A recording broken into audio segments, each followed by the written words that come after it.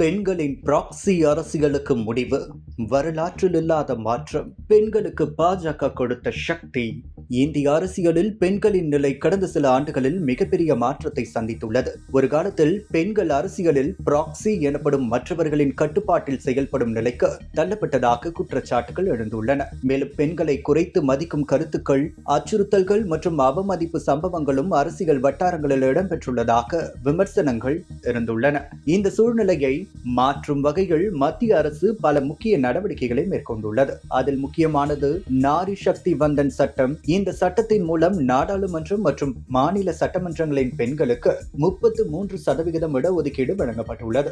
இது பெண்களை பெயருக்கு மட்டும் உள்ளவர்களாக அல்லாமல் நேரடியாக முடிவெடுக்கும் அதிகாரம் கொண்டவர்களாக மாற்றும் முக்கிய முன்னேற்றமாக பார்க்கப்படுகிறது. அதேபோல் பெண்களின் பொருளாதார முன்னேற்றத்திற்காக லக்பதி டிடி போன்ற திட்டங்கள் அறிமுகப்படுத்தப்பட்டுள்ளன.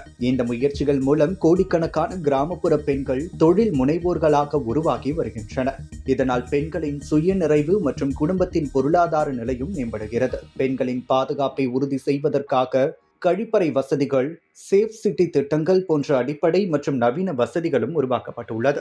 இதன் மூலம் பெண்கள் எங்கு வேண்டுமானாலும் சுதந்திரமாக செல்லும் சூழல் உருவாகி வருகிறது. மொத்தத்தில் பார்க்கும்போது பெண்கள் அரசியலில் ஒரு பங்கேற்பாளர்கள் என்ற நிலையை தாண்டி இன்று நாட்டின் வளர்ச்சியை தீர்மானிக்கும் முக்கிய சக்தியாக மாறியுள்ளனர். பெண்களின் மரியாதை மற்றும் அதிகாரம் இனி ஒரு அரசியல் வாக்குறுதி அல்ல, அது சட்டத்தின் மூலம் உறுதி செய்யப்பட்ட உரிமையாக மாறியுள்ளதாக அரசியல் விமர்சகர்கள் கருத்து தெரிவித்துள்ளனர்.